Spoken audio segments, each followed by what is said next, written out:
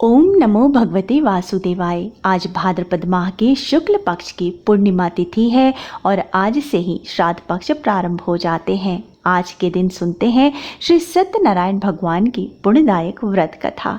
इस घोर कलयुग में इस व्रत कथा को सुनने मात्र से ही मनुष्य समस्त पापों से मुक्त हो जाता है एवं उसके सारे मनोरथ पूर्ण होते हैं। श्रद्धापूर्वक श्री सत्यनारायण भगवान का ध्यान करें, भगवान विष्णु का जयकारा लगाते हुए कथा का श्रवण करें। ओम नमो भगवते वासुदेवाय। श्रीमन्नारायण नारायण नारायण, भजमन नारायण नारायण नारायण।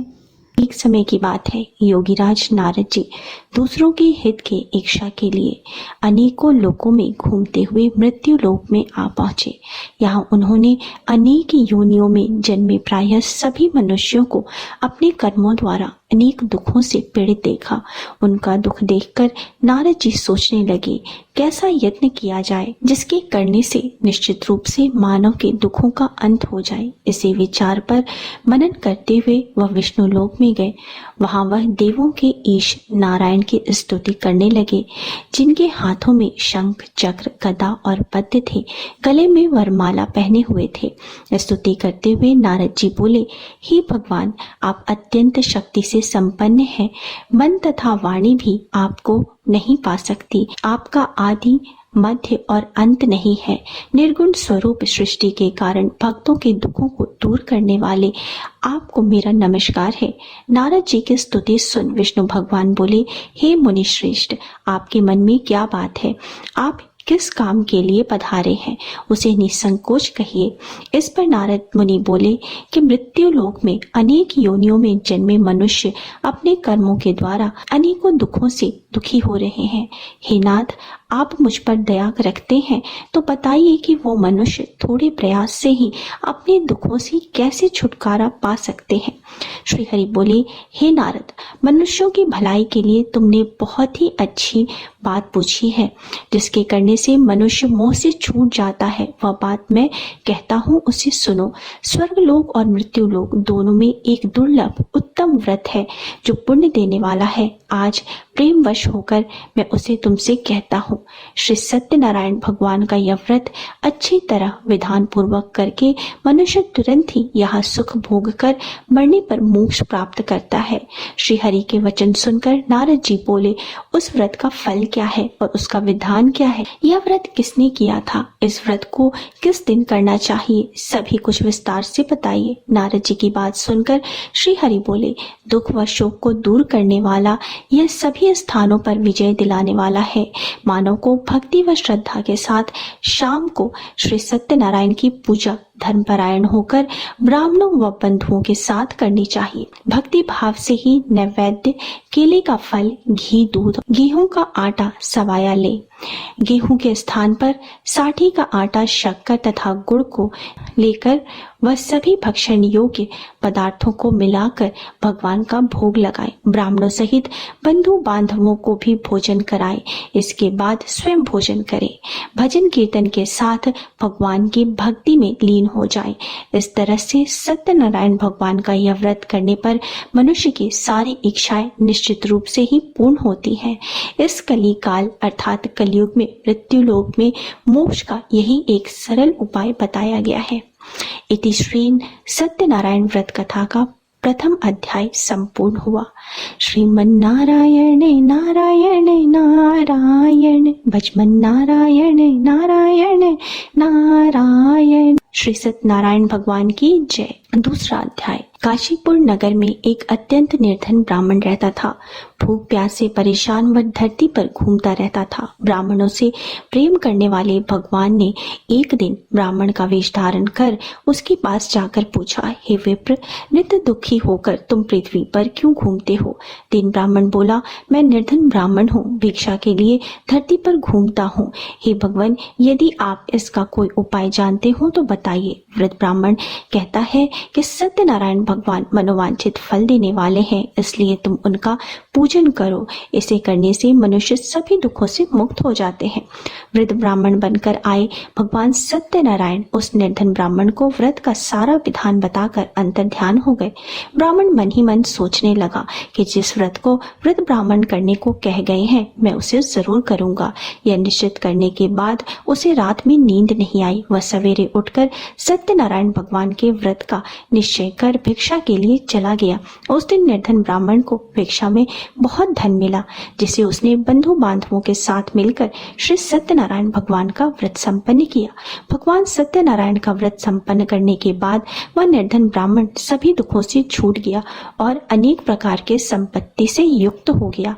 उसी समय से वह ब्राह्मण हर माह इस व्रत को करने लगा। इस तरह से सत्यनारायण भगवान के व्रत को जो मनुष्य करेगा वह सभी प्रकार के पापों से छूटकर मोक्ष को प्राप्त होगा। एक समय वही विप्र धन व ऐश्वर्य के अनुसार अपने बंधु बांधवों के साथ इस व्रत को करने को तैयार हुआ। उसी समय एक लकड़ी बेचने वाला बूढ़ा आदमी आया। प्यास से दुखी व लकड़हारा उनको व्रत करते देख विप्र को नमस्कार कर पूछने लगा कि आप यह सब क्या कर रहे हैं तथा इसे करने से क्या फल मिलता है, कृपया मुझे भी बताइए। ब्राह्मण ने कहा कि सब मनोकामनाओं को पूर्ण करने वाला यह सत्यनारायण भगवान का व्रत है।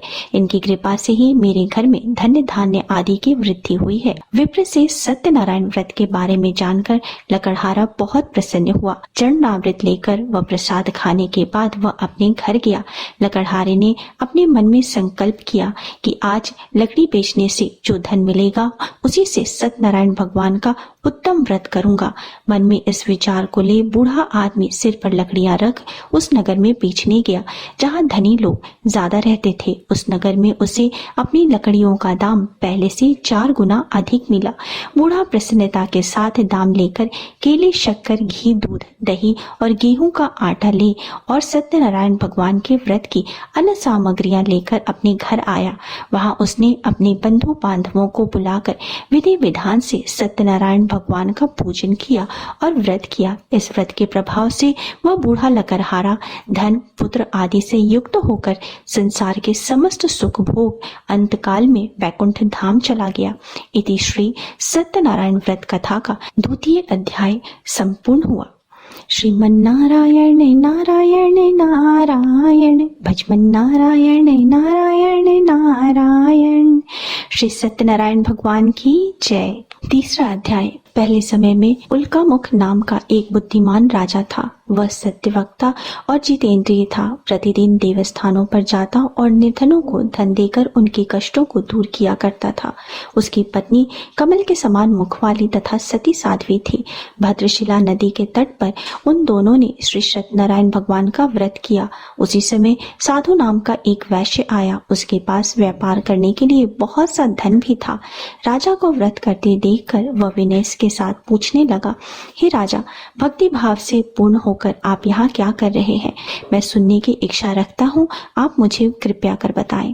राजा बोला, हे साधु, अपने बंधु बांधवों के साथ पुत्र आदि की प्राप्ति के लिए महाशक्तिमान श्री सत्यनारायण भगवान का व्रत व पूजन कर रहा हूँ और इस व्रत को करने से निश्चित रूप से मुझे संतान की प्राप्ति होगी। राजा से व्रत का सारा विधान सुन वह अपने घर गया। साधु वैश्य ने अपनी पत्नी को संतान देने वाले इस व्रत का वर्णन कह सुनाया और कहा कि जब मेरी संतान होगी तब मैं इस व्रत को करूंगा। एक दिन लीलावती पति के साथ आनंदित हो सांसारिक धर्म में प्रवृत्त होकर सत्यनारायण भगवान की कृपा से गर्भवती हो गई। 10वें महीने में उसके गर्भ से सुंदर कन्या का जन्म हुआ। दिनों दिन वह ऐसे बढ़ने लगी जैसे शुक्ल पक्ष का चंद्रमा बढ़ता है। माता पिता ने अपनी कन्या का नाम कलावती रखा। एक दिन लीलावती ने मीठे शब्दों में अपने पति को याद दिलाया कि आपने सत्यनारायण भगवान के जिस व्रत को करने का संकल्प लिया था उसे करने का समय आ गया है। आप इस व्रत को करिए। साधु बोला कि हे प्रिय, इस व्रत को मैं इसके विवाह पर करूंगा। इस प्रकार अपनी पत्नी को आश्वासन दे वह नगर को चला गया। कलावती पिता के घर में रह वृद्धि को प्राप्त हो गई। साधु ने एक बार नगर में अपनी कन्या को सखियों के साथ देखा तो तुरंत ही दूत को बुलाकर कहा, मेरी कन्या के लिए योग्य वर देख कर लाओ। साधु की बात सुनकर दूत कंचन नगर में पहुंचा और वहां देखभाल कर लड़की के सुयोग्य वाणिक पुत्र को ले आया। सुयोग्य लड़के को देखकर साधु ने बंधु बांधवों को बुलाकर अपनी पुत्री का विवाह कर दिया कि साधु ने अभी भी श्री सत्यनारायण भगवान का व्रत नहीं किया। इस पर श्री भगवान क्रोधित हो गए और श्राप दिया कि साधु को अत्यंत दुख मिले। अपने कार्य में कुशल साधु बनिया जमाई को लेकर समुद्र के पास स्थित रत्नसार नगर में गया। वहां जाकर दामाद ससुर दोनों मिलकर चंद्रकेतु राजा के नगर में व्यापार करने लगे। एक दिन भगवान सत्यनारायण की माया से एक चोर राजा का धन चुराकर भाग रहा था। उसने राजा के सिपाहियों को अपना पीछा करते देख चुराया हुआ धन वहां रख दिया जहां साधु अपने जमाई के साथ ठहरा हुआ था। राजा के सिपाहियों ने साधु वैश्य के पास राजा का धन पड़ा देखा तो वह ससुर जमाई दोनों को बांधकर प्रसन्नता से राजा के पास ले गए और कहा कि इन दोनों चोरों को हम पकड़कर लाए हैं, आप आगे की कार्रवाई की आज्ञा दीजिए। राजा की आज्ञा से उन दोनों को कठिन कारावास में डाल दिया गया और उनका सारा धन भी उनसे छीन लिया गया। श्री सत्यनारायण भगवान के श्राप से साधु की पत्नी भी बहुत दुखी हुई। घर में जो धन रखा था उसे चोर चुरा ले गए। शारीरिक तथा मानसिक पीड़ा व भूख प्यास से अति दुखी हो अन्य की चिंता में कलावती एक ब्राह्मण के घर गई। वहां उसने श्री सत्यनारायण भगवान का व्रत होते देखा। फिर कथा भी सुनी व प्रसाद ग्रहण कर वह रात को घर वापस आई। माता ने कलावती से पूछा कि हे पुत्री, अब तक तुम कहाँ थी, तेरे मन में क्या है? कलावती ने अपनी माता से कहा, हे माता, मैंने एक ब्राह्मण के घर में श्री सत्यनारायण भगवान का व्रत देखा है। कन्या के वचन सुनकर लीलावती भगवान के पूजन की तैयारी करने लगी। लीलावती ने परिवार व बंधु बांधवों सहित सत्यनारायण भगवान का पूजन किया। श्री सत्यनारायण भगवान इस व्रत से संतुष्ट हो गए और राजा चंद्रकेतु को सपने में दर्शन देकर कहा कि हे राजन, तुम उन दोनों वैश्यों को छोड़ दो और तुमने उनका जो धन लिया है उसे वापस कर दो। अगर ऐसा नहीं किया तो मैं तुम्हारा सारा धन व संतान सभी कुछ नष्ट कर दूंगा। प्रातःकाल सभा में राजा ने अपना सपना सुनाया। फिर दोनों ही वाणिक पुत्रों को कैद से मुक्त कर सभा में लाने को कहा। राजा मीठी वाणी में बोला, हे महानुभावों, भाग्यवश ऐसा कठिन दुख तुम्हें प्राप्त हुआ है, लेकिन अब तुम्हें कोई भय नहीं है। ऐसा कहे राजा ने उन दोनों को नए वस्त्राभूषण भी पहनाए और जितना धन उनका लिया था उससे दुगुना धन वापस कर दिया। दोनों वैश्य अपने घर को चल दिए। इति श्री सत्यनारायण भगवान व्रत कथा का 3रा अध्याय संपूर्ण हुआ। श्रीमन्नारायण नारायण नारायण, भजमन नारायण नारायण नारायण। श्री सत्यनारायण भगवान की जय। 4th अध्याय। वैश्य ने मंगलाचार कर अपनी यात्रा प्रारंभ की और अपने नगर की ओर चल दिए। उसने थोड़ी दूर जाने पर एक दंडी वेशधारी श्री सत्यनारायण ने उससे पूछा, हे साधु, तेरी नाव में क्या है? अभिमानी वाणिक हंसता हुआ बोला, हे दंडी, आप क्यों पूछते हैं? क्या धन लेने की इच्छा है? मेरी नाव में तो बेल व पत्र भरे हुए हैं। वैश्य के कठोर वचन सुनकर भगवान बोले, तुम्हारा वचन सत्य हो। दंडी ऐसे वचन कह वहां से दूर चले गए। दंडी के जाने के बाद साधु वैश्य ने नृत्य क्रिया के पश्चात नाव को ऊंचे उठते देखकर अचंभा माना और नाव में बेल पत्ते आदि देख वह मूर्छित हो जमीन पर गिर गया। मूर्छा खुलने पर वह अत्यंत शोक में डूब गया।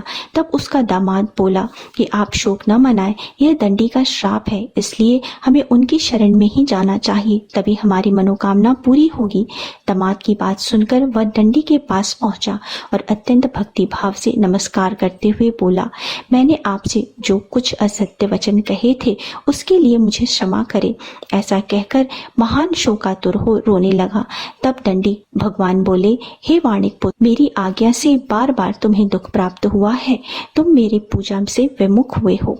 साधु बोला, हे भगवान, आपकी माया से ब्रह्मा आदि देवता भी आपके स्वरूप को नहीं जान पाते, तब मैं अज्ञानी कैसे जान सकता हूँ? आप प्रसन्न होइए। साधु वैश्य के भक्ति पूर्वक वचन सुनकर भगवान प्रसन्न हुए और उसकी इच्छा अनुसार वरदान देकर अंतर्ध्यान हो गए। ससुर जमाई जब नाव पर आए तो नाव धन से भरी हुई थी। वहीं अपने अन्य साथियों के साथ सत्यनारायण भगवान का पूजन कर अपने नगर को चल दिए। जब नगर के नजदीक पहुंचे तो दूत को घर पर खबर देने के लिए भेजा। दूत की बात सुन साधु की पत्नी लीलावती ने बड़े हर्ष के साथ सत्यनारायण भगवान का पूजन कर कलावती से कहा कि मैं अपने पति के दर्शन को जाती हूँ, तो कार्य पूर्ण कर शीघ्र आ जाना। माता के ऐसे वचन सुन कलावती जल्दी से प्रसाद छोड़ अपनी पति के पास चली गई। प्रसाद की अवज्ञा के कारण श्री सत्यनारायण भगवान रुष्ट हो गए और नाव सहित उसके पति को पानी में डुबो दिया। कलावती अपने पति को वहां ना पाकर रोती हुई जमीन पर गिर गई। नौका को डूबा हुआ देख वह कन्या को रोता देख साधु दुखी होकर बोला, हे प्रभु, मुझसे तथा मेरे परिवार से जो भूल हुई है उसके लिए मैं क्षमा चाहता हूँ। साधु के दीन वचन सुनकर श्री सत्यनारायण भगवान प्रसन्न हो गए और आकाशवाणी हुई, हे साधु, तेरी कन्या मेरे प्रसाद को छोड़ आई है, इसलिए उसका पति अदृश्य हो गया है। यदि वह घर जाकर प्रसाद खाकर लौट आती है तो उसका पति अवश्य ही मिलेगा। कलावती घर पहुंचकर प्रसाद खाती है और फिर आकर अपने पति के दर्शन करती है। उसके बाद साधु अपने बंधु बांधवों सहित श्री सत्यनारायण भगवान का विधि विधान से पूजन करता है। इस लोक का सुख भोग कर अंत में वह स्वर्ग लोक को प्राप्त होता है। इति श्री सत्यनारायण भगवान व्रत कथा का 4th अध्याय संपूर्ण हुआ। श्रीमन्नारायण नारायण नारायण, भजमन नारायण नारायण नारायण। श्री सत्यनारायण भगवान की जय। 5वां अध्याय। एक और कथा के अनुसार प्रजा पालन में लीन तुंगध्वज नामक एक राजा था। उसने भी भगवान का प्रसाद त्याग कर बहुत ही दुख सहन किए। एक बार वन में जाकर वन पशुओं को मारकर वह बड़ के पेड़ के नीचे आया। वहां उसने ग्वालों को भक्ति भाव से अपने बंधुओं बांधवों सहित सत्यनारायण भगवान का पूजन करते देखा। अभिमानवश राजा उन्हें देखकर भी पूजा स्थल पर नहीं गया और न ही उसने भगवान को नमस्कार किया। ग्वालों ने राजा को प्रसाद दिया, लेकिन उसने वह प्रसाद भी नहीं खाया और प्रसाद को वहीं छोड़कर वह अपने नगर चला आया।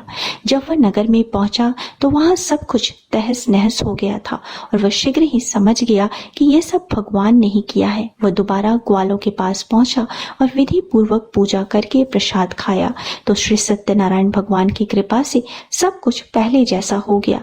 दीर्घ काल तक सुख भोगने के बाद मरणोपरांत उसे स्वर्ग की प्राप्ति हुई। जिन्होंने पहले इस व्रत को किया, अब उनके दूसरे जन्म की कथा कहता हूँ, सुनो। वृद्ध शतानन ब्राह्मण ने सुदामा का जन्म लेकर मोक्ष की प्राप्ति की। लकड़हारे ने अगले जन्म में निषाद बनकर मोक्ष प्राप्त किया। उल्का मुख नामक राजा दशरथ होकर वैकुंठ को गए। साधु नाम के वैश्य ने मोरध्वज बनकर अपने पुत्र को आरी से चीरकर मोक्ष पाया। महाराज तुंगध्वज ने स्वयंभू होकर भगवान में भक्ति युक्त हो कर्म कर मोक्ष पाया। इति श्री सत्यनारायण व्रत कथा 5म अध्याय संपूर्ण। श्रीमन्नारायण नारायण नारायण, भजमन नारायण नारायण नारायण। श्री सत्यनारायण भगवान की जय। दोस्तों, अगर आपको मेरा आज का वीडियो अच्छा लगा है तो वीडियो को लाइक कर दीजिए, फैमिली एंड फ्रेंड्स के साथ शेयर कर दीजिए। मिलते हैं अगले वीडियो में, तब तक स्वस्थ रहिए, सुरक्षित रहिए। जय माता दी।